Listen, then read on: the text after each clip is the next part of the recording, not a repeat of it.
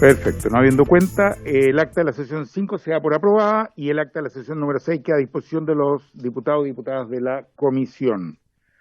En varios, si hay varios, diputadas, diputados, no hay varios. Les propongo que antes de leer la orden del día invitemos a nuestros invitados, valga la redundancia hoy día, a ingresar a la sesión.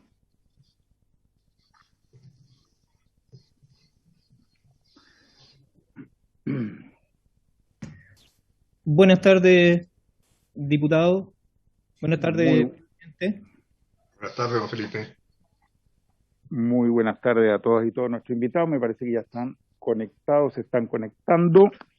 Mientras tanto, podemos decir que la orden del día de esta sesión tiene por objeto recibir al señor Luis Alberto Loyola Morales, rector de la Universidad de Antofagasta, quien ya nos ha acompañado en sesiones anteriores, así que lo saludamos muy cordialmente y le agradecemos que esté con nosotros.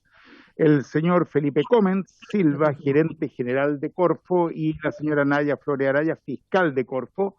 Los saludamos a ambos, les damos la bienvenida y les agradecemos acompañarnos porque quedaron pendientes justamente las preguntas en la sesión anterior.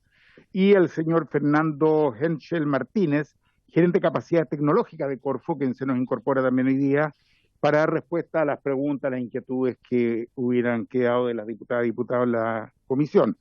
Y también tenemos hoy día con nosotros al señor Enrique Aldunate, abogado. No sé si está ahí con nosotros, no lo veo. Sí, está incorporado, presidente. Se incorporó. A ver, le vamos a pedir que levante la... Ahí veo a Enrique. ¿Qué tal? ¿Cómo está, Enrique? Un gusto tenerlo. ¿Cómo está, presidente? Gusto saludarlo. Muchas gracias por la invitación. Y agradecerle que esté hoy día con nosotros. Si les parece bien, hemos considerado comenzar escuchando a don Enrique Aldunate, quien ha sido invitado a la comisión para exponer en relación a este tema. Como usted sabe, don Enrique, esta es una comisión especial investigadora de los actos de la Corfo y de otras autoridades en relación con su intervención en el proceso de licitación para la creación del Instituto de Tecnologías Limpias. Y nos interesa mucho escuchar su opinión. En particular, había un debate en relación a los fondos involucrados acá. Han habido consultas, comentarios y opiniones diversas respecto a si estos son fondos públicos, son fondos privados, en fin, cómo es la relación que hay de estos fondos y SQM, Corfo y quienes han obtenido la licitación. Y por cierto, en cualquier otro tema que usted, abogado, quiera explayarse en relación al tema que nos convoca hoy día. Así que, si le parece, le doy la palabra. No sé si le parece bien contar con unos 10-15 minutos para después poder continuar con la sesión. ¿Se me escucha, cierto? Perfecto. Muy bien. Gracias, presidente. Sí, bueno, antes que nada, muy agradecido, digamos, respecto de la invitación y trataré de yo manifestar la opinión que dentro de mis competencias podría tratar de aportar a la duda que usted ha planteado en el contexto de esta comisión investigadora, ¿cierto? Y que naturalmente yo he tenido a la vista, cuando se me cursa esta invitación, una copia de lo que fue la petición de comisión investigadora. Y dentro de, naturalmente, esos antecedentes, en el primer punto de los razonamientos y las consideraciones que tuvo a la vista, en este caso, la Cámara de Diputados para dar su consentimiento para la formación de esta comisión investigadora, naturalmente se hace referencia a una serie de antecedentes y de actos jurídicos que tendrían la relevancia para, naturalmente, vincularnos a este tema que se nos ha consultado. Entre esos, la referencia a la suscripción de un contrato para el proyecto en el Salar de Atacama y en el cual se citan algunas de sus cláusulas y disposiciones. Entonces, primeramente, señor presidente, por su intermedio, yo quisiera hacer presente a esta honorable comisión y a sus integrantes que yo he tratado de procesar porque esta invitación se me extendió la semana pasada y yo naturalmente dentro de mis obligaciones profesionales ahí en la Cámara como asesor naturalmente he tenido que estaba muy comprometido en la tramitación de un proyecto que está viendo la Comisión de Constitución que se refiere a los procedimientos judiciales de la pandemia y que tuvo actividades hasta hoy día en la mañana que está en plena discusión particular. yo he tratado de procesar la mayor cantidad dentro del tiempo que estuvo disponible de una serie de documentos que he visto que la comisión tiene disponible en la página web. Yo les pido disculpas de antemano que no ha podido ser la totalidad de toda la documentación, que me parece muy interesante que está ahí, pero sí, esencialmente, teniendo como vista dos documentos que en mi opinión me parecen relevantes y dos cuestiones en que habría que detenerse como primera cuestión. Una dice relación, señor presidente, con la existencia de un documento que estaría dando cuenta, por así decirlo, de una suerte de relación de hechos respecto de lo que fue toda esta controversia que existió por parte de la Corporación de Fomento de la Producción y en el caso concreto con los acuerdos que habría llegado con SQM Salar S.A. y SQM Sociedad Anónima y SQM Potasio S.A. Entiendo que en ese contexto existe un documento acompañado que está naturalmente dentro de los documentos de la comisión en que se relatan estos hechos, ¿cierto? En que eventualmente este documento dice ejecuta este acuerdo, ¿cierto? Y hace una breve relación de hechos de lo que habría generado este asunto. Y para dar esta opinión, un punto que yo considero relevante es lo que dice relación con el numeral 5, en el cual se hace, y lo cito textual, señor presidente, se hace referencia en una parte específica de que posteriormente, dice textual, por escritura pública otorgada con fecha 17 de enero del año 2018, ante doña Carmen Hortensia Sosa Muñoz, notario público suplente de la titular, doña María Soledad Santos Muñoz, de la Séptima Notaría de Santiago, Corfo y las empresas SQM Salar S.A., SQM Potasio S.A., SQM S.A. modificaron y suscribieron el texto refundido del contrato para proyecto y el contrato de arrendamiento de pertenencias mineras, OMA, como resultado de una conciliación arribada en esta misma fecha en el juicio arbitral ROL 1954-2014. Y ese primer punto es de suma relevancia, porque cuando hablamos o ocupamos la expresión conciliación, nos estamos refiriendo a lo que en el derecho procesal se conoce como un equivalente jurisdiccional. Los equivalentes jurisdiccionales, en definitiva, se trata de todos actos que, sin haber emanado la jurisdicción de los tribunales, resuelve un conflicto jurídico con efectos equivalentes a los que produce una sentencia emanada de un órgano jurisdiccional. Dentro de las posibles hipótesis de los equivalentes jurisdiccionales, que en nuestro medio, quien mejor los ha tratado, el mejor monografista es don Juan Colombo Campbell, ex profesor de la Universidad, de la Facultad de Derecho de la Universidad de Chile y autor de una de las mejores monografías, ex presidente también del Tribunal Constitucional. Y en definitiva, cuando nosotros hablamos de equivalentes jurisdiccionales, uno de los conceptos que cae de cajón dentro de esta categoría jurídica es precisamente la conciliación. Y la conciliación, para estos efectos, o el acta de la conciliación, se estima como una sentencia ejecutoriada, dice nuestra legislación civil, para todos los efectos legales. Y produce el efecto de cosa juzgada y adicionalmente, en consecuencia, constituye un título ejecutivo de acuerdo al artículo 434, numeral 1 de nuestro Código de Procedimiento Civil. Sentada esta cuestión, es que, en definitiva, nosotros entendemos que cuando se toma esta premisa y se asume que acá existió un acto jurídico procesal, en el cual las partes que estuvieron involucradas en una situación litigiosa ante un juez arbitral, se adoptó una decisión por la cual este conflicto fue objeto de una conciliación y por lo tanto eso llevó a que en definitiva las partes o surtieran ciertas obligaciones entre las partes. En ese contexto y haciendo una vinculación con lo que es también el origen de esta investigación que llevan a cabo las honorables diputadas y diputados, es que dentro del documento que da inicio a esta comisión, entiendo que se cita y se reproduce textualmente una de las cláusulas de lo que habría consistido este contrato que antes mencionado habría tenido como causa, es decir, la causa del contrato habría sido la conciliación. Ese considerando 15º, a su turno señala, y lo diré, ustedes lo conocen mejor que yo, naturalmente, en términos muy precisos, establece como título esfuerzos de investigación y desarrollo en Chile. Luego dice, 15.1, a partir del año 2018 y durante toda la vigencia de este contrato, la sociedad se obliga unilateral y irrevocablemente a aportar anualmente recursos para investigación y desarrollo en los términos de esta cláusula. Los aportes, comillas, I más D, cierre comillas, los aportes I más D deberá efectuarse a uno más institutos tecnológicos y entidades de investigación y desarrollo tecnológico públicos o privados sin fines de lucro, que lleven a cabo actividades de investigación y desarrollo, transferencia de tecnología, asistencia tecnológica y técnica especializada, difusión tecnológica o generación de investigación e información de apoyo a la regulación. En fin, no voy a seguir enumerando, ustedes conocen mejor que yo cuáles son la serie de, por así decirlo, finalidades que deben perseguir estos destinatarios de estos recursos, ¿cierto? Señala después, como 15.2, los aportes I+D tienen como uno de sus objetivos incentivar el uso de los productos de las pertenencias, los que potencialmente se pueden traducir en un mayor volumen de venta, etcétera, etcétera, etcétera. 15.3, la sociedad reconoce en Corfo la experiencia y conocimiento para determinar las entidades por medio de las cuales se van a canalizar los aportes. Sin perjuicio de hecho, las entidades I+D deberán pasar previamente por un proceso de due diligence y además por la aprobación del programa de cumplimiento de SQM. Eso es un tema bien relevante y me detengo en eso. Recordemos que SQM fue objeto de una imputación penal hace algunos años atrás.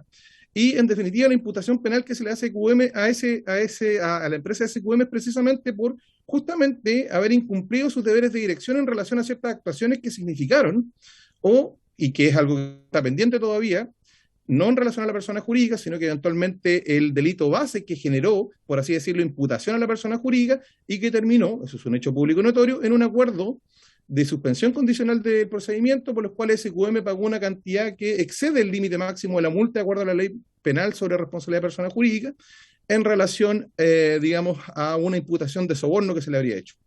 En ese contexto, naturalmente se explica por qué eventualmente este tema de manejo de recursos, y hay un reconocimiento expreso en este contrato, que debe someterse ¿a qué? A las reglas que tiene cualquier programa de compliance meridianamente razonable. Reglas de debida diligencia, es decir, conocer al tercero con cual se está vinculando la compañía y que naturalmente el programa de cumplimiento de SQM naturalmente haga la supervisión. Hago presente que en esa audiencia el juez de garantía señaló que el modelo de prevención de delitos que presentó SQM en su momento como justificación para un atenuante, al tenor de lo que fue la opinión de la jurisdicción, era que era pura papelería y que no tenía ninguna significación relevante desde el punto de vista de la prevención de delitos. En ese contexto, señor presidente, es que acá este contrato hace referencia, ya años transcurridos de esa situación, a que en definitiva este manejo de recursos, la vinculación que se haga o la entrega, tiene que estar sujeto a estas reglas de compliance. Ahora bien, señala como 15.4 esta misma cláusula que el aporte I+D podrá destinarse solo a aquellas entidades las cuales tenga representación, participación o en algún otro modo injerencia, administración, representantes de universidades y órganos de la administración del Estado. Dichos aportes deberán destinarse exclusivamente a la creación, desarrollo y mantención de capacidades tecnológicas especializadas, así como el funcionamiento de dichas entidades. Continúa, digamos, señalando otra serie de condiciones, en fin, y finalmente señala que no podrá, digamos, se establece un plazo sobre el cual se va a recibir este aporte de I+D, el que no podrá ser superior a 10 años, o el plazo que reste de la vigencia del contrato, y la finalidad a la que y a la finalidad a las que se le aplicarán los fondos. Los aportes I+D podrán ser renovados o modificados por el Consejo Corfo, quien deberá requerir como condición que cada entidad I+D se obligue tanto a respetar el objeto para el cual se destine el aporte como cumplir los fines y metas multianuales y evaluaciones de desempeño. En fin, el tema es que a partir de esta cláusula se irían una serie de consecuencias. Es decir, si nosotros entendemos que este contrato tiene por origen una conciliación que, por así decirlo, tiene la fuerza obligatoria equivalente a una sentencia, entendemos que desde la perspectiva de las obligaciones que asumió, en este caso, la empresa, de una entrega de una cantidad de recursos, no lo puedo indicar con un mayor nivel de precisión, pero entiendo que es una suerte de obligación a plazo que se entrega bajo ciertas modalidades dentro de un periodo de tiempo, y que en definitiva están sujetas al cumplimiento incluso en sede jurisdiccional de una eventual transgresión de esos acuerdos.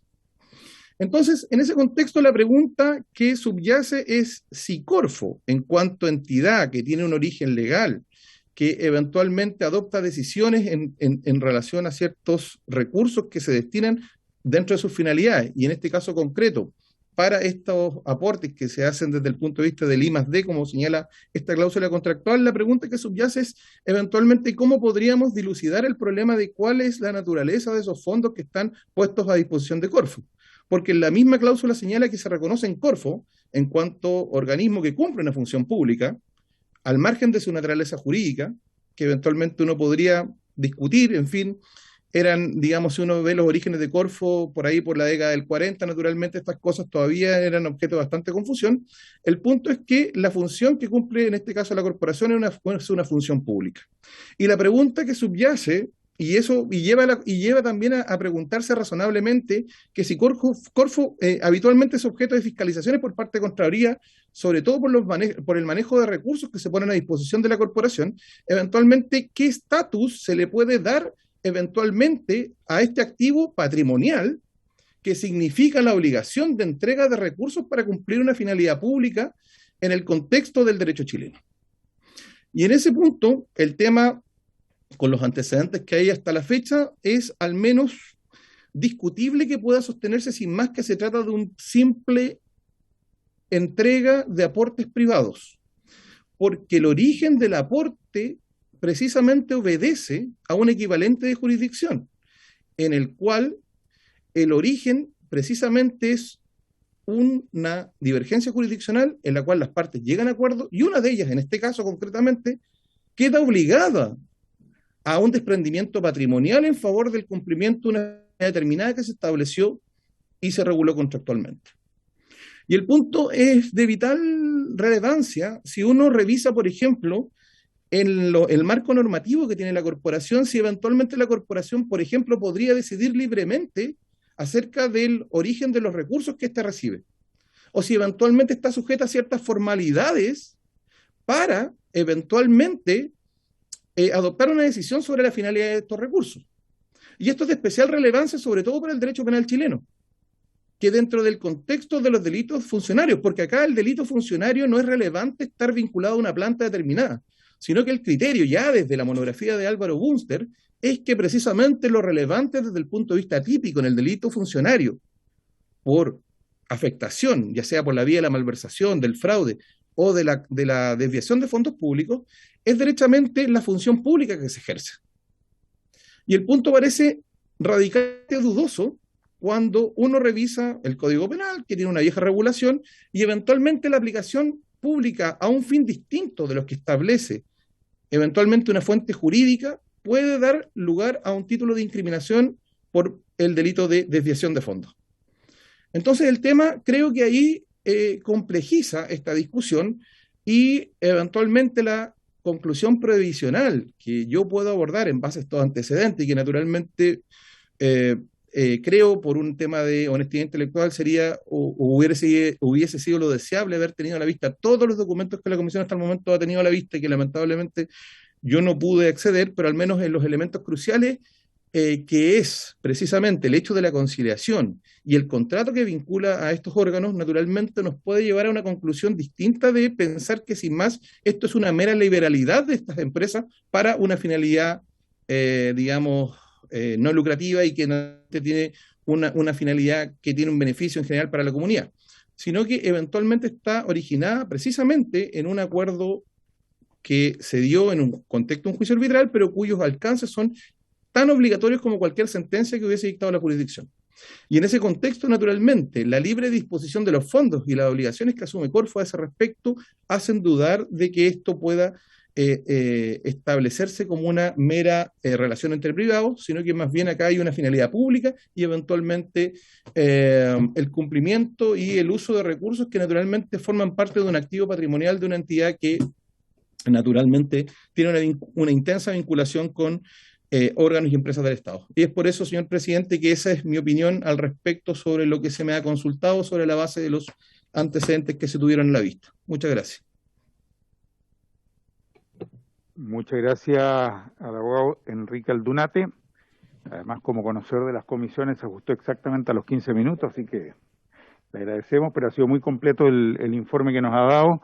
Creo que contribuye muchísimo a los fines y al trabajo que estamos haciendo en esta comisión.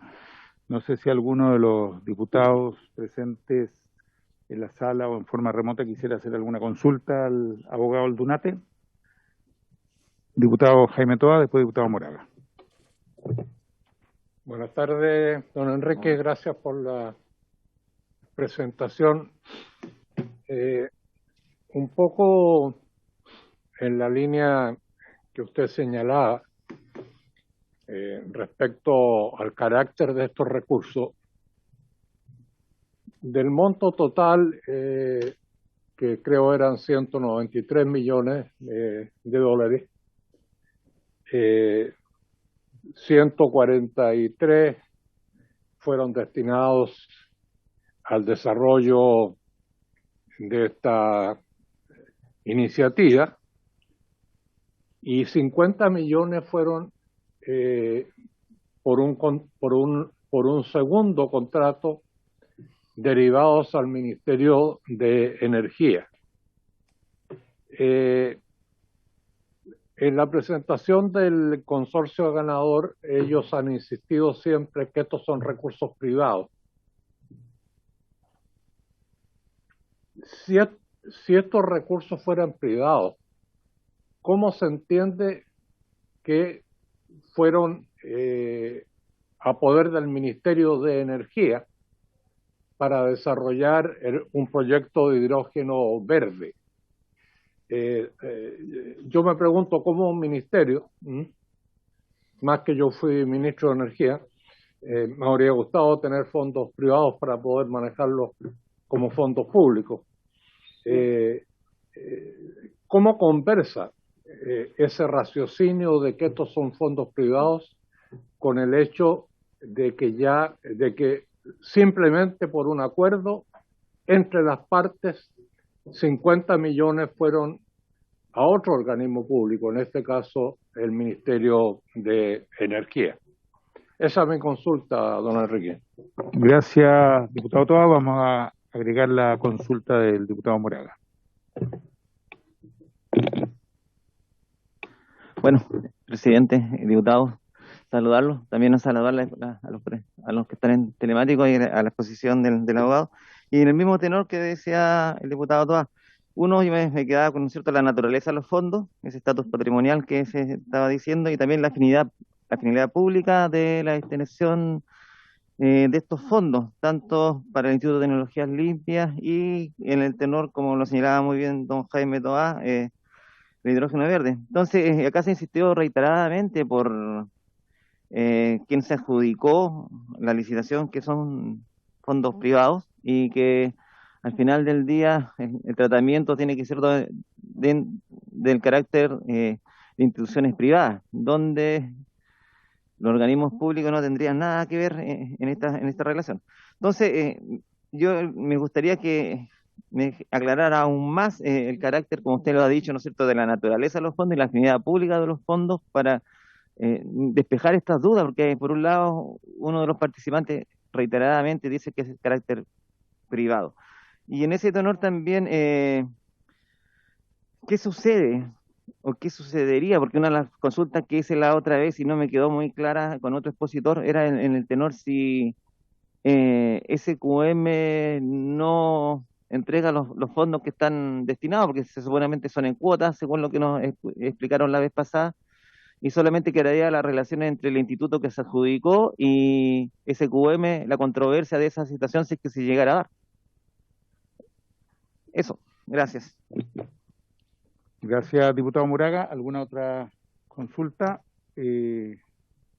Abogado Aldunate, le damos la palabra. Gracias, presidente. A ver, tomé nota de las dos preguntas y quisiera partir al revés, a propósito de lo que señala el diputado Moraga. Yo creo que es bien relevante ese tema. Yo no tuve a la vista el acta de la conciliación del juicio arbitral, pero eso naturalmente entiendo que de acuerdo al propio documento que emana de Corfo, en este caso, da a entender que precisamente en caso de incumplimiento, y entiendo que lo que dice el contrato es fiel expresión de lo que señala esa acta de conciliación, en caso de incumplimiento, naturalmente, esa acta es lo que Corfo podría impetrar para los efectos de hacer compulsivamente exigible lo que eventualmente este equivalente jurisdiccional determinó en virtud de una conciliación. Porque entiendo que los términos que se están utilizando son en el sentido técnico que este corresponde de acuerdo a la ley, en este caso procesal civil chilena. Si hay un incumplimiento, existe la posibilidad de ejecutar lo resuelto en virtud de esa acta de conciliación, porque equivale a una sentencia judicial.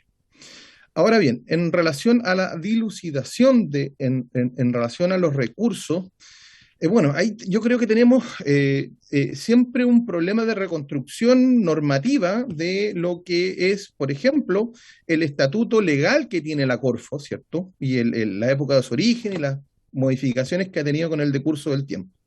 Pero en varios de los, si uno revisa estas disposiciones legales, existen varios pasajes de la propia ley a propósito de la regulación de las atribuciones que tiene este consejo que regula el organismo, a propósito de la colocación de ciertos recursos crediticios, la referencia a los recursos que son de la corporación o eventualmente los que son consecuencia de empréstitos que han sido otorgados, en fin, el carácter o la posibilidad que tiene la corporación de administrar estos recursos, y esto nos lleva indefectiblemente a pensar qué es lo que ocurre en una hipótesis como esta, porque hay que también asumir que en las expresiones que ocupa tanto el contrato, que se ha tenido a la vista por la Comisión, hay cierto nivel de ambigüedad en las expresiones que se utilizan.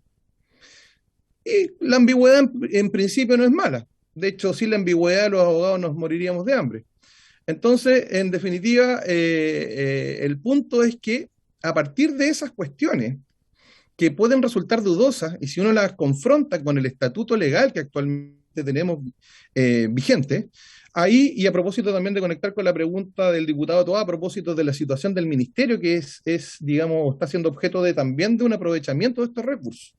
Entonces, si uno revisa el contexto histórico de esta legislación, la evolución que ha tenido la norma y la referencia a los recursos, y que finalmente incluso existe una regla de fiscalización expresa en la propia ley en la cual hay competencia específica para la Contraloría General de la República, el punto es que eventualmente esa obligación que asumió la empresa en virtud de esta conciliación y que está plasmada en un contrato, en términos de las finalidades que cumple la compañía, representan, por así decirlo, un crédito exigible, un crédito a favor, por lo tanto, forma parte de una suerte de activo patrimonial. Y en ese contexto, naturalmente uno podría inclinar la balanza y decir, mire, en realidad me parece que estos recursos están orientados a una finalidad pública, lo administra un organismo de esta naturaleza, y esto escapa a que el origen de esto haya sido necesariamente una suerte de mera liberalidad o buena intención de esta empresa. Creo que el contexto en que se da y la evolución en que se da este acuerdo apunta a algo distinto. Y corrobora lo anterior con mayor énfasis el hecho de que sea un órgano de la administración del Estado, como sería un ministerio en este caso concreto, regulado por la ley de base, sujeto a reglas de probidad y naturalmente sujeto a ciertas reglas específicas en distintos niveles, en sede administrativa, obviamente, naturalmente, y naturalmente de cumplimiento de legalidad de los actos, y por otro lado, con el estatuto intenso respecto del manejo de recursos públicos por un ente público a todas luces.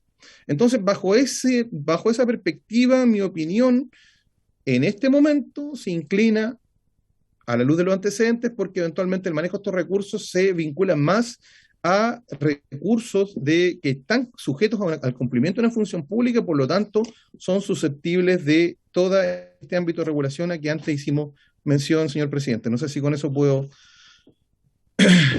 satisfacer un poco la inquietud planteada. Muchas gracias por su respuesta. Aprovecho de saludar, está también con nosotros don Rafael Torres de la Biblioteca del Congreso, y por supuesto si quiere acotar o intervenir o agregar algo a este tema que estamos discutiendo, que me parece la máxima importancia, el tema de si estos son recursos públicos o privados, puede hacerlo con mucho gusto o en cualquier otro tema de los que estamos viendo en esta sesión. Así que lo saludamos a don Rafael.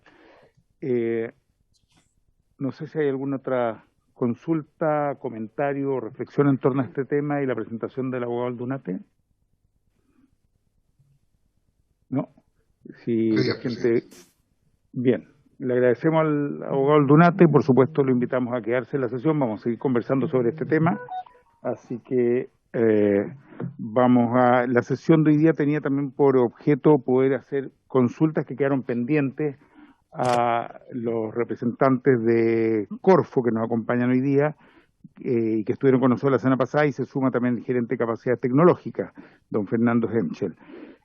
No sé si les parece primero, si quieren, por supuesto, desde Corfo, acotar o agregar o dar alguna visión sobre este tema. De todas maneras, les pido que dejen tiempo para las preguntas, porque ya nos pasó la semana pasada que no alcanzamos a realizarla, y creo que es bueno que tengamos un buen tiempo para ese intercambio. Pero, por supuesto, comienzo cediéndoles la palabra si es que tuvieran algo que decir sobre la presentación que se ha hecho. Perfecto, presidente. Primero, agradecer, saludar a los diputados y diputadas presentes y, por supuesto, a todos quienes están viendo a través del canal de la Cámara. Sí, señor presidente, si usted está bien, me gustaría cederle la palabra a la fiscal Naya Flores para que ella haga los comentarios asociados justamente a lo mencionado por el abogado Enrique Aldunate. Perfecto, le damos la palabra. Buenas tardes, señores diputados, señoras diputadas. En relación a lo que acaba de señalar el abogado Enrique Aldunate, respecto a la naturaleza jurídica de la Corfo, no cabe duda que es un servicio descentralizado, un órgano de administración del Estado. Por lo tanto, se rige por toda la normativa pública, no obstante que muchas veces por el hecho de llamarse corporación parece que existen algunas dudas al respecto, ¿ya? Somos un servicio público como cualquier otro. En segundo lugar, más allá de la discusión de la naturaleza jurídica de los aportes, para eso hay que tendríamos que tener como presente cuál es la finalidad de discutir esto, digamos, ¿por qué es importante distinguir entre un público y un privado? Yo entendí inicialmente que el cuestionamiento venía por el hecho de la toma de razón de la Contraloría, que es evidente que si son recursos públicos y existe transferencia, como lo vimos en la sesión pasada, obviamente hay que cumplir con el trámite de control previo de legalidad. Y eso también lo dilucidamos, transferencia por parte de Corfo, al menos hasta ahora no existe, digamos. Una vez dilucidado eso, si tenía o no que cumplir con la toma de razón y de conformidad con la resolución 7, nosotros sostenemos que no debía cumplir con el trámite de toma de razón porque no había transferencia por parte de Corfo, vayamos también a distinguir el tema de si son recursos públicos o privados. ¿Por qué para nosotros son privados? Por la naturaleza jurídica, digamos, por las estipulaciones que están en ambos contratos, veíamos la vez pasada que son dos: arrendamiento y contrato para proyecto. En el contrato de arrendamiento, la conciliación lo que hizo fue obligar a SQM a pagar una cierta cantidad de recursos, digamos monto, para poder dar por saldada la deuda que tenía y que dio origen al contrato, al juicio por el término anticipado de ese contrato de arrendamiento, ¿ya? Y está mencionado ahí en el 45 número 1 de nuestra resolución, el monto que SQM se obligó a pagar para poder enervar esa acción de término anticipado del contrato de arrendamiento. Pero también este tema de que sean recursos públicos, hay que considerar qué naturaleza jurídica le podríamos dar, digamos, a qué título entonces Corfo podría haber ingresado, porque al administrar y por aplicación de las normas de administración financiera del Estado, uno podría considerar que, y dado que en el mismo contrato se dice que es un monto que SQM se obliga a entregar irrevocablemente y unilateralmente, uno podría pensar que es una donación. Si hubiese sido una donación, entonces habría una serie de otros trámites que no se cumplieron, ¿ya? Y por eso digo que un poco esto fue, digamos, hace un tiempo, digamos, cuando se acordó esta estipulación y que en ese entonces se consideró que era una estipulación en favor de otro. Tenemos que el 1263 obliga en el artículo 4 a que todos los recursos que sean objeto de una donación, primero que nada, tienen que contar con una autorización por parte del Ministerio de Hacienda, la Dirección de Presupuesto, cuando exceden cierto monto, que es bastante bajo, como 15 millones de pesos. Además, sí o sí, tienen que ingresar al presupuesto de la institución de la donataria, ¿ya? Así lo dice el artículo 4 del 1263. Tiene que ingresar, sí o sí. En este caso, entonces la única manera de que hubiesen sido recursos Corfo y que hubiesen sido productos de una donación por parte de SQM tendría que haber sido reconocido como un ingreso año a año en el presupuesto de Corfo, y no lo es, sino que lo que está reconocido como un ingreso es solamente la renta que paga, en este caso, la empresa por el arrendamiento de las pertenencias mineras OMA. Y por lo tanto, digamos, no tenemos la posibilidad de administrar si no es mediante el reconocimiento como recursos presupuestarios. Acá no existe la posibilidad siquiera de que la Contraloría General de la República o una norma, por ejemplo, nos permita administrar como extra presupuestariamente esos recursos. Eso es para dejarlo claro, digamos. Entonces, como dije la vez pasada, Corfo es una excelente donataria porque hay una serie de procedimientos que tienen que ver con impuestos y con insinuación de las donaciones que no es necesario cumplir cuando Corfo recibe esos recursos, pero eso no evita que como órgano de administración del Estado sí tengamos que cumplir con otra serie más de normativa que tiene que ver, como digo, con autorización de la I3 y con reconocer sí o sí esos ingresos en nuestro presupuesto por aplicación del decreto que regula la administración financiera del Estado. Y eso, en su minuto, No fue así. Lo que a mí me lleva a concluir, yo sé que cuando hay dos abogados dice que hay tres opiniones, en este caso por eso yo opino que no son recursos públicos, ¿ya? Eso, por ahora. Muchas gracias a doña Naya Flores. No sé si hay alguna consulta para la fiscal respecto a este tema o de quienes están acá o de quienes nos acompañan en la sesión. Bien. Y en segundo lugar teníamos contemplado consultas que habían quedado para Corfo respecto a la presentación la semana pasada. Recuerdo que el diputado Toá, algunos otros, el diputado Moraga, varios teníamos distintas consultas. No sé si las tenemos ahora, aprovechando que están nuestros invitados de Corfo. Diputado Toá. Gracias, presidente. Saludar a todos los invitados, a los colegas presentes. Un poco en la misma línea de lo que hemos estado discutiendo.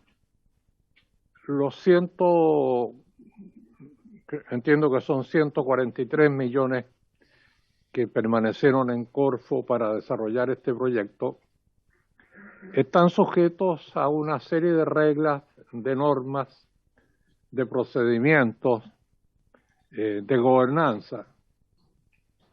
La pregunta mía es si los 50 millones de dólares que fueron al Ministerio de Energía tienen un estatuto similar o si simplemente, no lo digo con conocimiento de causa porque no lo sé, esos 50 millones que fueron al Ministerio de Energía, ¿a qué normas están sujetos? Porque cuando el consorcio al cual se le adjudicó el proyecto estuvo aquí, fue muy insistente en decir el derecho que a ellos les asistía en el desarrollo de este proyecto, considerando que eran fondos privados. Entonces, en el caso del Ministerio de Energía, esta ecuación se da en términos similares.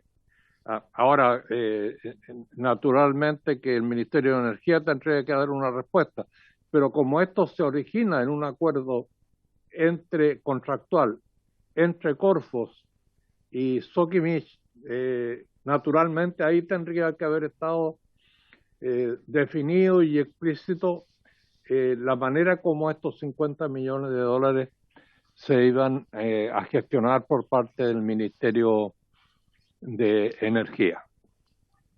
La segunda pregunta, presidente, por su intermedio, que quiero hacer al gerente general de Corfo, es los distintos consorcios que estaban postulando, ¿cuándo y cómo fueron informados de que el presupuesto original ya no era el mismo, sino que se habían rebajado 50 millones? ¿Y qué explicación Corfo puede dar para el hecho de que el consorcio Artaley haya presentado una propuesta por el monto original de 193 millones y el consorcio que se la adjudica apunta justo a 143 millones? Yo no quiero descalificar la posibilidad del azar, que ellos pensaron que esa era una cifra apropiada y que casualmente coincidió con las cifras disponibles.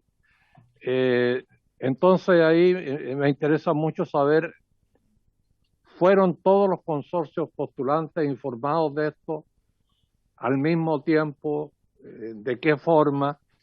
Y ¿cómo se explica esta casualidad, digamos, de que algunos consorcios habrían, y no digo tenían porque lo pongo como una duda, que no todos los consorcios habrían tenido esta información? Eso, presidente, gracias. Gracias, diputado Toá. Si hay alguna otra pregunta, diputado Moraga. Bueno, saludar por intermedio suyo a los presentes. En En términos formales, a mí me quedó una duda la vez pasada cuando expuso Corfo y con los cambios de criterios que hubieron, ya que no hubo tiempo para hacer unas consultas. Eh, ¿Cómo se interpretaron los criterios en términos formales y estos cambios? Porque al final, sí, dijeron claramente que muchas definiciones en Corfo se daban por décimas, centésimas o milésimas, pero también a veces uno que trabaja en ese ámbito de la significancia a la hora de las evaluaciones, si son diferencias significativas, ¿no? Esas décimas, centésimas o milésimas para tomar una decisión tan importante de dar fondos tan cuantiosos para para la adjudicación de la licitación. Entonces, ese tema me quedó un poquito dando vueltas y se lo pueden aclarar de mejor forma. Gracias, presidente. Gracias, diputado Moraga. Si alguno, ya vamos a dar la palabra, veo que la está pidiendo don Luis Alberto Loyola. Alberto. Alberto. Bien. Muy buenas tardes, en primer lugar, a todas y a todos. Quiero plantear dos interrogantes que tenemos, aprovechando que están, digamos, las autoridades de Corfo. ¿Cómo pudo tener a WI mayor puntaje que ASDIT con una propuesta que no tiene conexión regional, que no tiene mandantes del mundo minero y que en su propuesta no participaron las universidades locales de la región de Antofagasta? ¿Y cómo se explica que ante la ausencia de esta conexión regional y habiéndole asignado Corfo el máximo puntaje en el aspecto de participación a WI, se establezca a posterior un MU para justificar esta puntuación? Muchas gracias, presidente. Muchas gracias por su consulta. No sé si hay alguna otra. Yo quisiera agregar alguna. Son varias, pero preferimos hacerlas todas ahora a Corfo, así las puede ordenar con la respuesta. Tal vez van a surgir otras, así que por mi parte, bueno, comparto una que ya hizo el diputado Toá sobre la reducción de los 50 millones de dólares, un tema que nos ha inquietado profundamente en la comisión. Comparto plenamente también la que hace el diputado Moraga, pero ahí quiero agregar lo siguiente. Entiendo que la nota final por la que gana un consorcio, hay ahí una nota de 3 centésimas de diferencia con la otra. Yo quiero saber muy clara y explícitamente si a medida que ponían las notas, veían las notas que le estaban poniendo a cada uno de los que participaban de la licitación, porque evidentemente eso permite subir 2 décimas por acá, bajar una por allá, que es lo que pasó después de las notas que habían puesto los asesores internacionales, y esa pequeña variación en la nota de alguna décima hace que se gane por 3 centésimas. Yo no sé si Corfo tiene algún criterio de evaluación para cada centésima, es decir, significaría que tiene al menos 100 por 7, de 1 a 7, 700 criterios de evaluación, uno por cada centésima de nota, lo cual me genera serias dudas, porque nunca hemos visto en ningún proceso que haya tal nivel de precisión en un proceso de evaluación. Entonces, todo este proceso de las notas, los cambios de notas, las diferencias con lo internacional y sobre todo esta diferencia milimétrica a medida que se modifican las notas, yo creo que requiere una aclaración que nos puede ayudar muchísimo por parte de Corfo. En segundo lugar, tengo la consulta siguiente. Entiendo que en la sesión clave de decisión todos los integrantes eran los reemplazos, es decir, no eran los integrantes, eran los suplentes, digamos. No deja de llamar la atención que curiosamente en esa sesión hayan estado los suplentes que no tienen la misma expertise tecnológica y técnica necesaria para un proceso de tal envergadura y de tanta importancia para el país como esto. Me gustaría saber por qué se produjo esto, si no les llama la atención, si no considera Corfo que debería haber estado ahí en una sesión tan relevante como esa, en las personas más capacitadas desde un punto de vista tecnológico y de manejo de este tema como para hacer esta evaluación y poner las notas sin que se genere ninguna sombra, ninguna duda respecto de que la evaluación ha sido de la máxima calidad y nivel técnico. Esas son las preguntas que agregaría yo. No sé si algún otro diputado, diputada o algún otro de quienes nos acompañan quisiera también consultar algo. el rector, biblioteca, preguntamos a cada uno, cada una. Bien, le damos la palabra entonces a Corfo para responder las inquietudes. Primero que nada, por su intermedio, señor presidente, quisiera pedirle, dado que varias de estas preguntas tienen aspectos de evaluación técnico y jurídico, que si pudiéramos ir contestando y complementando las visiones entre Nadia Flores, mi persona y Fernando Henschel, de manera que dar una respuesta completa para cada uno. Por supuesto, de hecho los tres están invitados a la sesión, así que pueden ir respondiendo como ustedes consideren más adecuado. Perfecto, gracias, presidente. Lo primero, saludar al diputado Jaime Toá. Es un agrado verlo también, don Jaime, y sobre todo teniendo en cuenta a alguien que participó de la Comisión Forestal en Corfo, por lo tanto conoce a la Corfo y estuvo en el Infor. La verdad que un sentido de reconocimiento desde acá, don Jaime. Respecto de su pregunta, la primera que dice relación con las normas, reglas, gobernanza, en relación a los recursos que estaban en este concurso, en este llamado licitación. Básicamente son todos los que establecen justamente las bases de licitación del concurso respecto a ITL. Dentro de ese marco, el monto establecido, tal cual lo dijo la fiscal, era hasta 193 millones de dólares. Y la pregunta respecto de la que usted hace en torno a los 50 millones de dólares, se lo comentó el diputado Moraga y usted también, diputado Toá, respecto de que esto sería una transferencia al Ministerio de Energía. No es tal.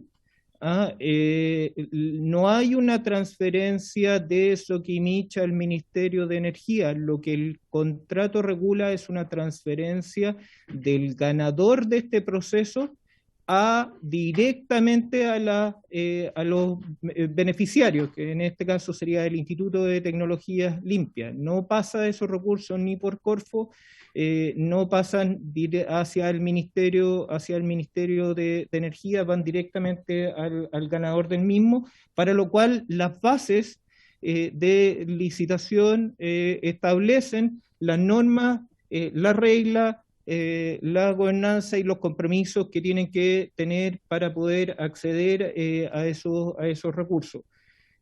Por lo tanto, sí están sujetos a ambas están sujetos a un conjunto de normas y supervisiones que son realizadas por Corfo y que están en el ámbito del contrato entre Corfo y Soquimich. Respecto de el cuándo y cómo fueron informados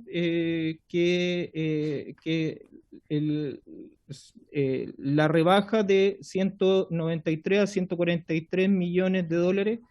Lo primero es decir que no ha habido rebaja de 193 a 143 millones, 193 a 143 millones. No ha habido rebaja en ese monto. La licitación, independiente del acuerdo que hubiera tomado el Consejo de la Corfo, no es retroactivo a ese acuerdo. Por lo tanto, era en función del Consejo de la Corfo determinar al ganador y el monto por el cual se adjudica esos recursos.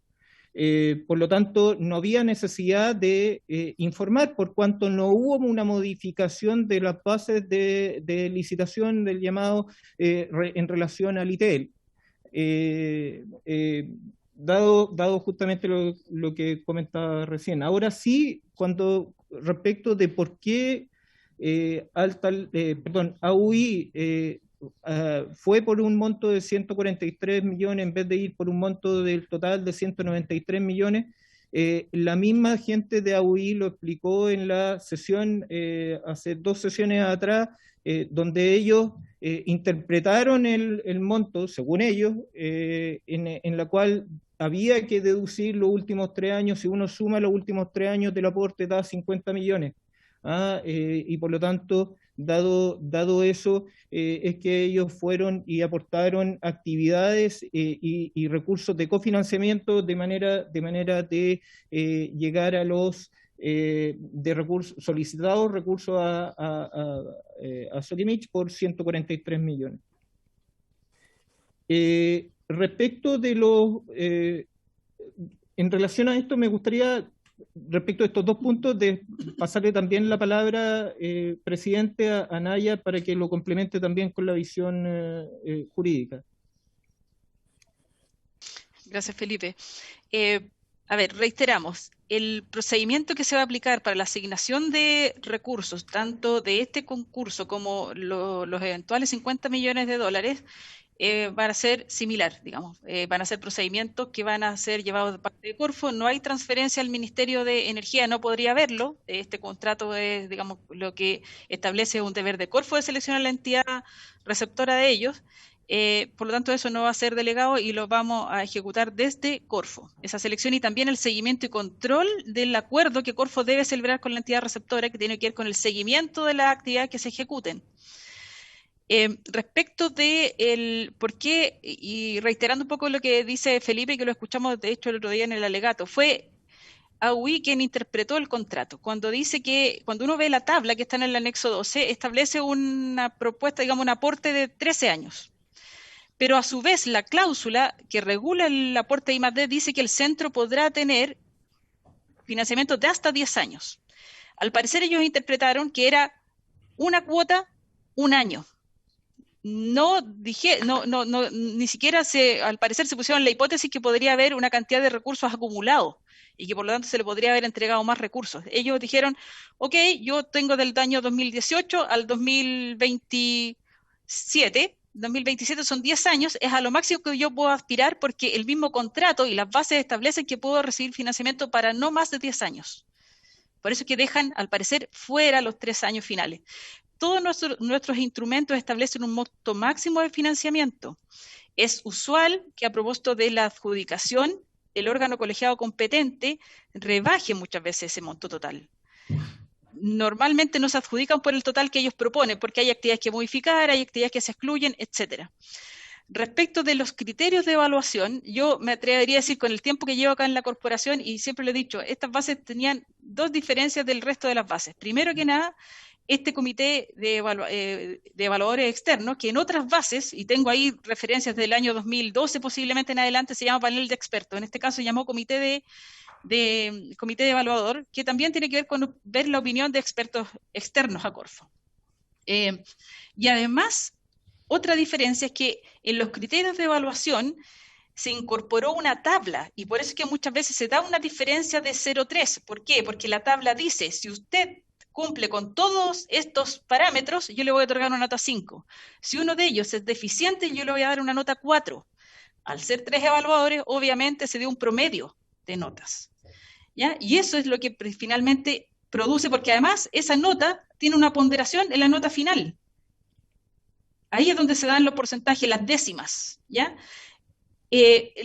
Regularmente nosotros no incorporamos esa escala de nota en nivel de bases. Eso se hace después en una rúbrica que utiliza la gerencia respectiva para evaluar las propuestas. En este caso era mucho más transparente. Desde ya estaba en las bases. Si bien es cierto, hubo modificaciones, esas modificaciones nunca vinieron a modificar el criterio o lo que se iba a evaluar, sino que solamente hubo ajustes porque, por ejemplo, decía nota 5 aquellos que cumplen con todo, nota 4 aquellos que cumplen con todo. Era evidente que había un error. Eso fue lo que se enmendó, yo diría que en la última de las modificaciones, que fue 15 días antes del cierre de las propuestas. Y hubo otra modificación que fue 3 meses antes. ¿La base es posible modificarla? Sí. La ley de compras, por ejemplo, lo regula expresamente, o el reglamento de la ley de compras, pero también hay dictámenes del año 2000 en donde dice que los órganos de administración del Estado sí podemos modificar bases, siempre y cuando se notifiquen y se le dé un tiempo prudencial para que los futuros proponentes ajusten sus propuestas. En este caso no era necesario porque era un tema menor de ajustar un acta, digamos, una escala de nota que a todas luces tenía un error. no tuvo que ver con otra cosa más que eso, y también dar la posibilidad que se incorporara a la comisión evaluadora gente externa a Corfo. Eso sí, y que también es recurrente en nuestras bases, en nuestros concursos. De hecho, las bases administrativas generales que se aplican a la totalidad de los instrumentos de Corfo, siempre está esa posibilidad, que invitemos a gente externa a Corfo, funcionarios públicos, por supuesto, que se incorporen a nuestras instancias de evaluación. Eso creo que hasta ahora lo que hemos conversado. Junto con eso, por su intermedio, señor presidente, comentar, por lo tanto, al diputado Moraga, que los cambios de criterio formales de la evaluación, básicamente hacer hincapié en lo que acaba de decir Naya, la fiscal de Corfo. Esta se aplica una tabla, esa tabla considera la información de los asesores externos, y lo que hace la comisión evaluadora, que lo único que determina justamente es colocarle la nota definitiva, que finalmente volver a reforzar que la decisión no la toma la comisión evaluadora, la toma el Consejo de la Corfo. ¿Ah? Y la comisión evaluadora lo que hace es contrastar las evaluaciones, los análisis externos más los propios de la gerencia con las propias bases de licitación. Y respondiendo también su pregunta, diputado, aprovechando de responder señor presidente, era que el análisis se hace por la línea participantes. Se analiza el caso de AUI, se analiza el caso de Alta Ley, de Fundación Chile, en base a lo que dicen los asesores internacionales externos, más el análisis que se hace interno, y se contrasta con las bases, y a partir de eso, si se encuentra alguna deficiencia, se aplica la tabla, y la tabla, si se encuentra una deficiencia, baja a 4, de 5 a 4, a 4 a 3, así. Cada una de las parámetros de evaluación se analizaron de esa forma. Difícilmente mentalmente podíamos tener el cálculo final, porque es la multiplicación de muchos factores, y a su vez al final hay que incorporar el 5%. Por lo tanto, fuimos analizando sin tener a la vista el resultado final de la evaluación, cosa que conocimos después de terminada la sesión de evaluación. En relación... Disculpe que lo interrumpa, señor Gómez, ¿lo puedo interrumpir un segundito, señor Gómez? Un comentario muy breve. ¿Perdón? No sé en el caso de Corfo, pero con una planilla Excel y una fórmula tremendamente simple que puedo otorgarle, uno sabe perfectamente a medida que va poniendo las notas cuál es el promedio final que va dando. La verdad es que plantear que es muy difícil saberlo, yo creo que una planilla con una ecuación de un par de términos se va viendo nota a nota cuál es el promedio que le va dando a cada uno. Por su intermedio, señor presidente, a ver, básicamente, sí, efectivamente puede ser una planilla Excel, pero le estoy comentando cuál fue el procedimiento que se utilizó. Y el procedimiento que se utilizó fue de esta forma: por parámetro, por ¿cómo se llama?, proponente, para cada uno de ellos, sin tener a la vista la nota final, porque no estaba en la idea de ninguno de los miembros de la comisión, obviamente, incidir para que fuera uno del otro, sino que fuera la nota que fuera la correcta. En relación a los comentarios del rector de la Universidad de Antofagasta, don Luis Alberto, lo aprovecho a saludar. Quisiera pasarle la palabra a Fernando Henschel, gerente de capacidades tecnológicas, respecto de los dos temas. Uno, la conexión regional, y el segundo punto, los MOU.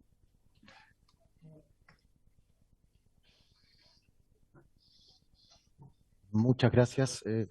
Sí, se escucha bien. Sí, efectivamente, tal como hemos reiterado varias veces acá de este Corfo, probablemente nosotros, como solemos evaluar muchas propuestas, casi un poquito parte de nuestro quehacer diario, tal vez se nos hace evidentes algunas cosas que no son tan evidentes, entonces, perdóname, pero la voy a volver a explicitar. Hay una comisión evaluadora integrada por personas que han evaluado muchas propuestas antes, o sea, no necesariamente porque invitamos a colegas del Ministerio de Energía y del Ministerio de Ciencia, ellos dos no tuviesen las competencias para poder hacer esta parangón entre una pauta de evaluación extraordinariamente clara, como nos dijo recién la fiscal también, como nunca pusimos la rúbrica a la vista, ¿ah? Así, la rúbrica a la vista. O sea, si usted aspira a un 4, esto es lo que tiene que cumplir. Por lo tanto, había muy poco espacio a la discrecionalidad, muy pocos. Dado esta rúbrica tan dura, ¿verdad? O tan explícita. Entonces, claro, se mencionaron aquí que hubo cambios de criterio. La verdad es que no hubo ningún cambio de criterio desde lo que se redactó en la primera versión de la fase hasta la última versión de la fase. Esos son los criterios, que son usualmente los criterios que nosotros solemos usar para evaluar otro tipo de centros también. Y tercero, solamente eran 6 presidentes, solamente eran 6 criterios, no eran tanto más. Eran 6 criterios que cada uno tenía una nota posible desde un 1 hasta un 5. Y en cada una, seguramente yo no puedo compartir aquí, pero ustedes tienen acceso a la fase, se pueden ver que hay una tabla que explícita claramente qué es lo que es un 5, qué es lo que es un 4, qué es lo que es un 3, 2 y 1, así. Entonces, eso es lo que esta comisión evaluadora hace, luego de nosotros mismos también haber leído las propuestas. ¿Ya? Nosotros también leímos las propuestas, y no una vez, y gracias a este proceso varias veces más después, pero también, claro, que nos hicimos informar y nos hicimos asesorar por esta persona extranjera, ¿verdad? Quienes, tal como mostraba en la última sesión, Felipe, nos entregaron una serie de insumos y juicios sobre la robustez del modelo de negocio, sobre la profundidad de su diagnóstico, etcétera. Entonces nosotros tomamos esto y a partir de, si ahí decía, tenga debilidad en una de las 3 líneas, bueno, la rúbrica dice, si tiene debilidad en una de las 3 líneas, eso es un 4. Independiente de que el evaluador haya puesto un 5, un 2, un 3, eso es un 4. Y eso es lo que nosotros hicimos. Y luego ese ranking se fue presentado al Consejo de Corfo. ¿Ya? Entonces son estas 3 etapas. Efectivamente, la Gerencia de Capacidad Tecnológica anima todo un proceso de evaluación, el cual termina en un acta, el cual ustedes también ya tienen a la vista, y el cual es presentado al Consejo de Corfo, que es donde se toma esta decisión.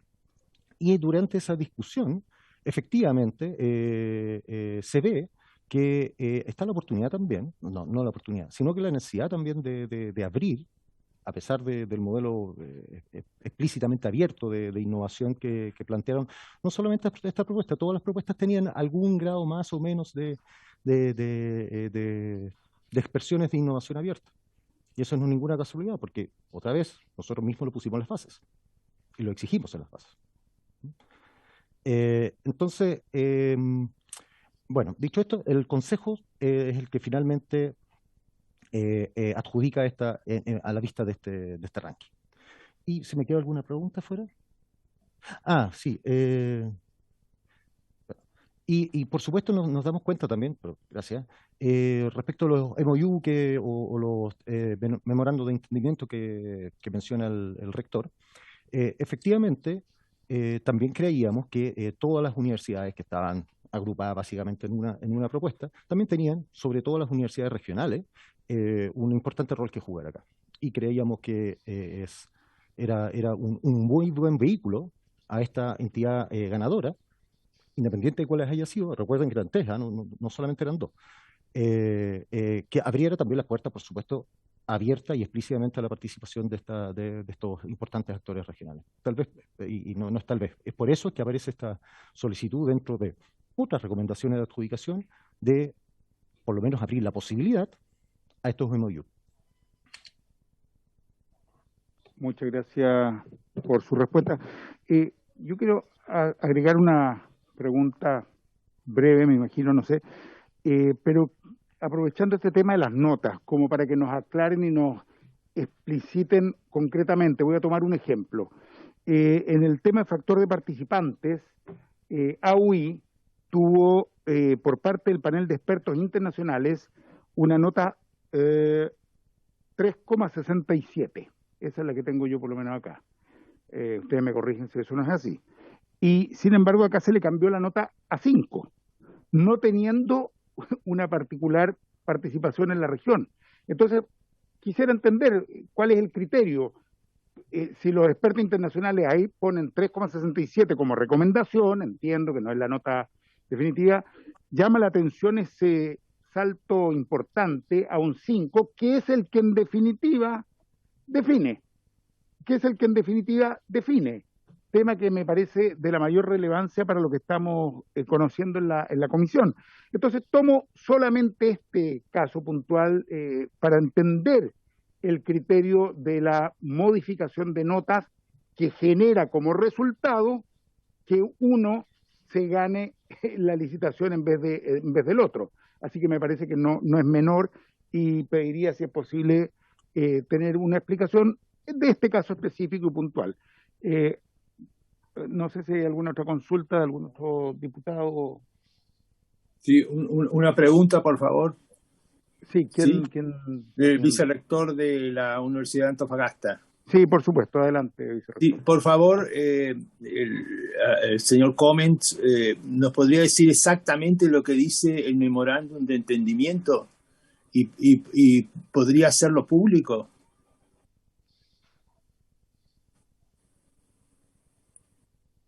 Eso es.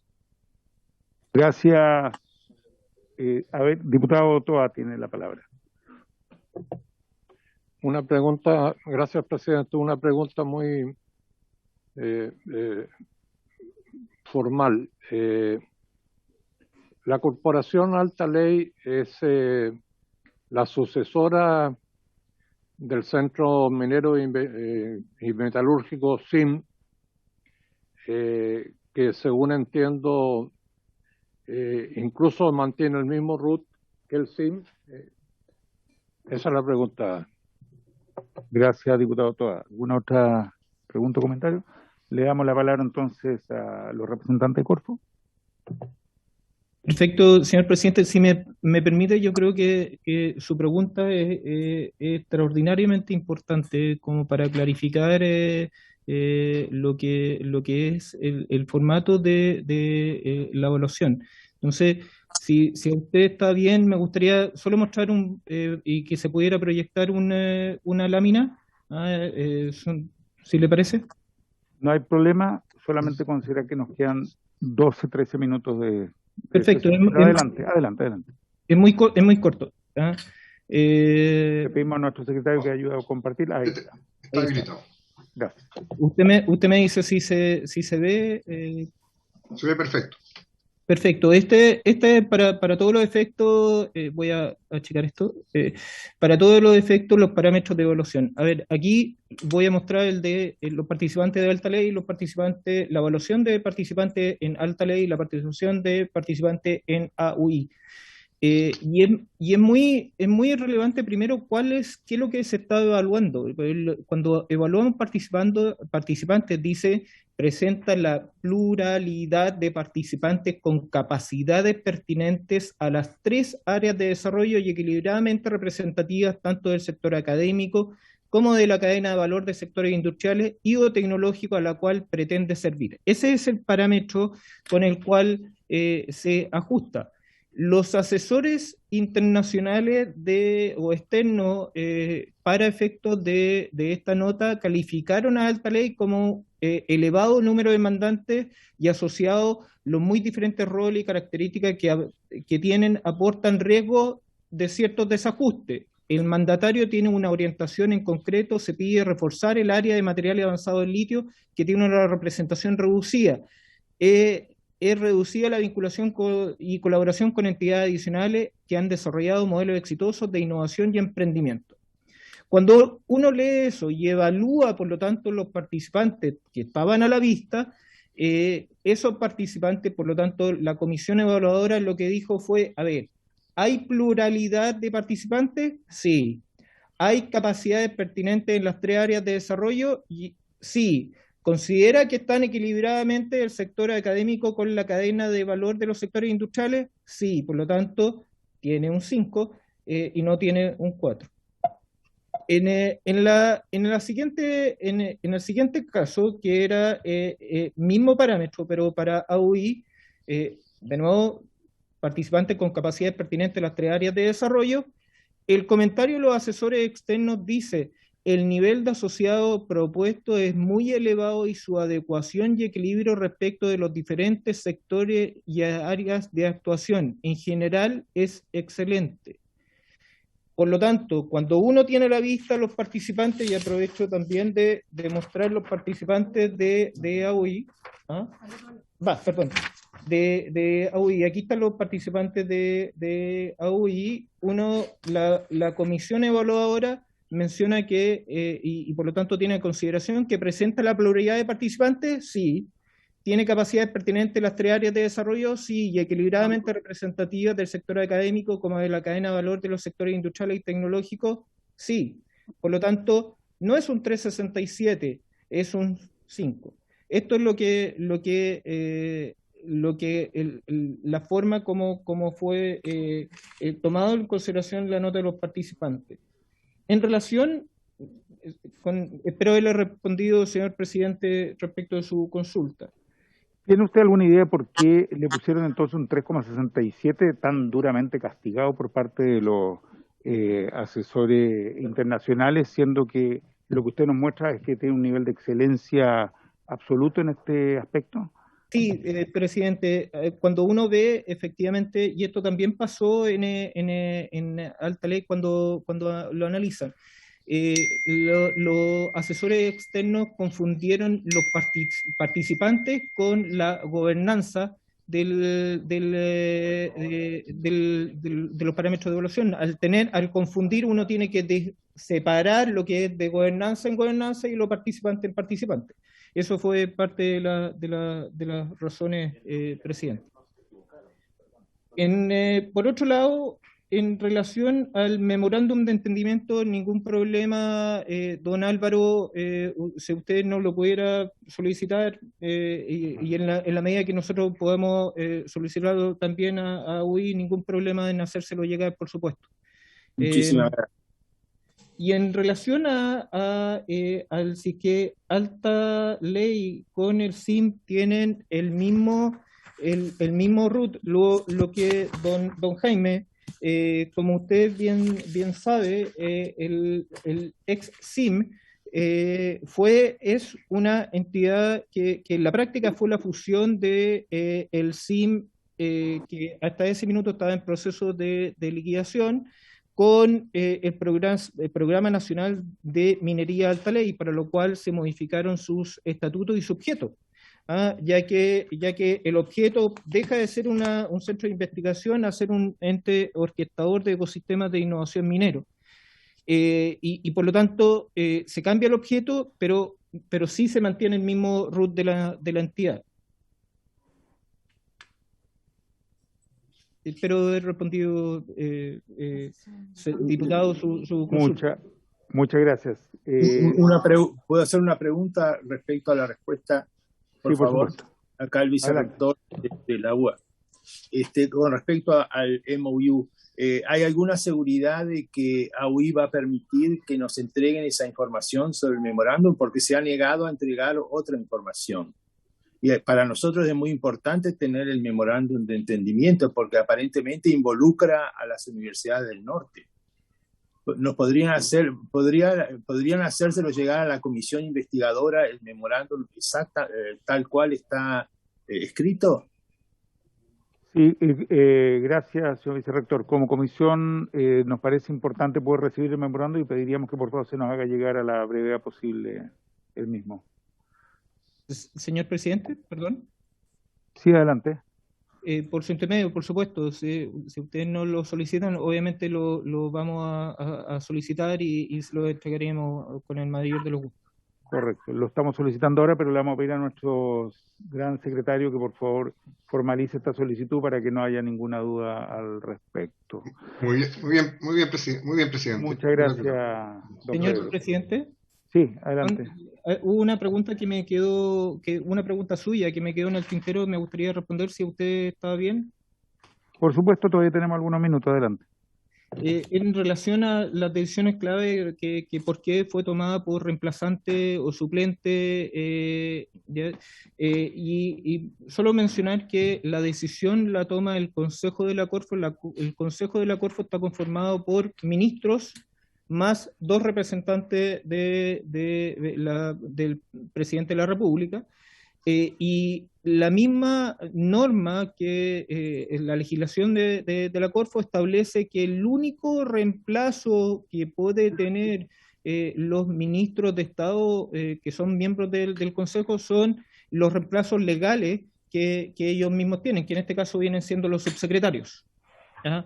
Por lo tanto, dado que algunos ministros se inhabilitaron, ya sea porque tienen contratos vigentes, ya sea con alguna universidad, o son directores de alguna de las partes, directores vigentes de alguna de las partes que postularon, se inhabilitaron y por lo tanto corrió obviamente a la que la asistencia fuera con el reemplazante legal que ese ministro tiene, que vendrían siendo el subsecretario. Gracias, señor Comens. Una pregunta, tal vez su opinión personal o de Corfo. ¿Usted considera que los reemplazos de los reemplazos en esta sesión tenían las competencias técnicas adecuadas y más altas que las de los expertos internacionales y las necesarias para una licitación de esta envergadura? A ver, señor presidente, a ver, esto es una obligación, independiente de lo que pueda ser una opinión personal. La obligación legal establece que tiene que ser dirimido por el Consejo de la Corfo. Y por lo tanto, en ese sentido, nosotros les entregamos toda la información completa, toda la información, y tuvimos 2 sesiones para analizar esta materia dentro del Consejo. Por lo tanto, fue en extenso, tratando de aportarle toda la información para que a su vez pudieran tomar una decisión informada y con la información requerida.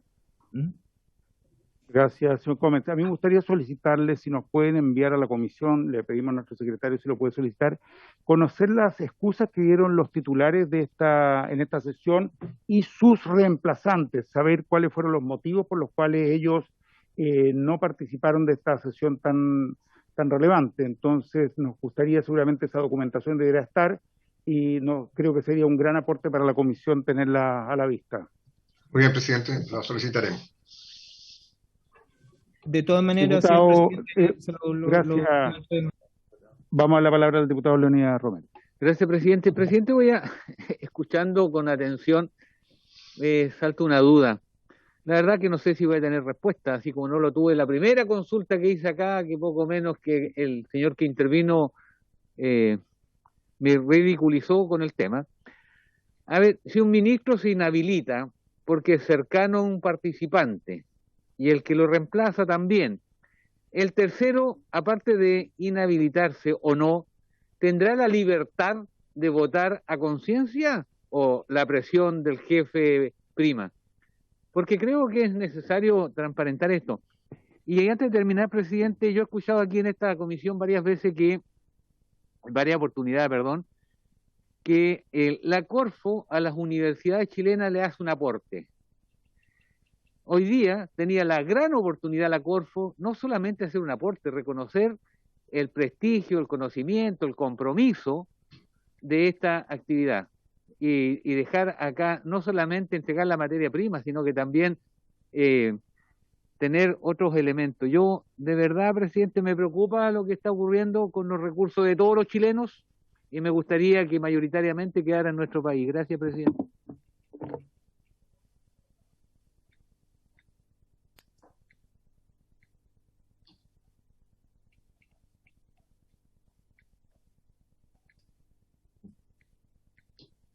Con el micrófono apagado, presidente.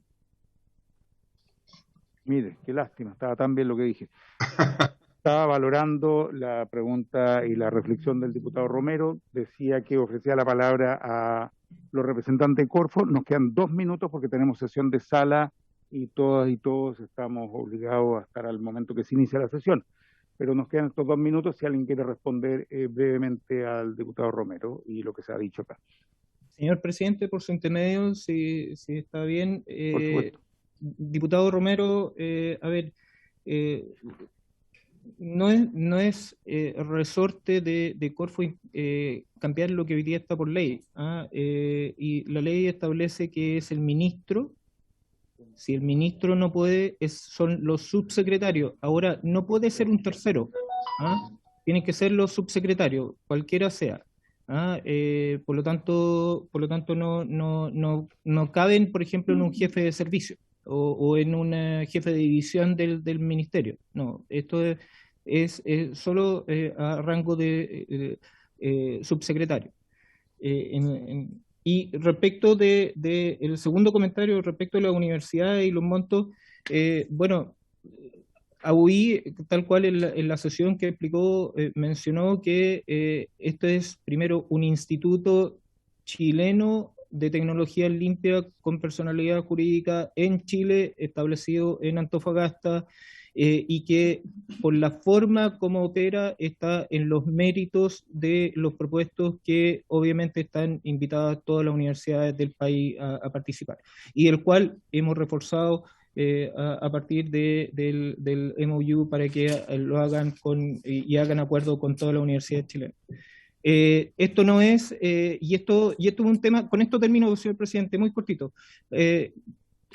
Con toda la discusión que ha habido respecto del Instituto de Tecnologías Limpias, ya entiendo que haya muchas preguntas.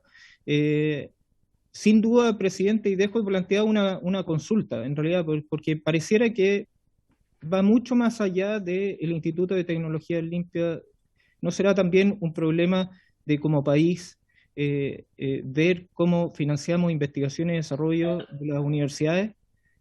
Probablemente ese es el tema de fondo que nos ha motivado en esta discusión, y por lo tanto, por supuesto, entendemos que para nosotros también es una preocupación, por supuesto. Y estamos disponibles a apoyar en esa conversación si ustedes lo desean. Muchas gracias, señor Comens. Sin duda ese es un tema de fondo muy, muy relevante. Algunos de nosotros participamos en la Comisión de Ciencia y Tecnología y por lo tanto sabemos la importancia y la relevancia de ese tema. Y con mucho gusto podemos conversarlo, discutirlo, tanto en esa comisión como en otras, como la energía y otras que están interesadas en el tema, en la educación. Ahora, en el caso de esta comisión, específicamente nuestro tema en la materia es conocer con claridad y precisión todo lo relacionado con la licitación para la creación del Instituto de Tecnología Limpia. Pero no nos cabe duda que hay también todo un tema muy de fondo respecto de los recursos para ciencia, investigación y desarrollo y la relación con las universidades chilenas. Bien, creo que hemos cumplido con el cometido que teníamos para la sesión de hoy. Las próximas 2 semanas, estimados miembros de la comisión, no tenemos, puesto que es lunes 11 que es feriado y después lunes 18 que es semana distrital.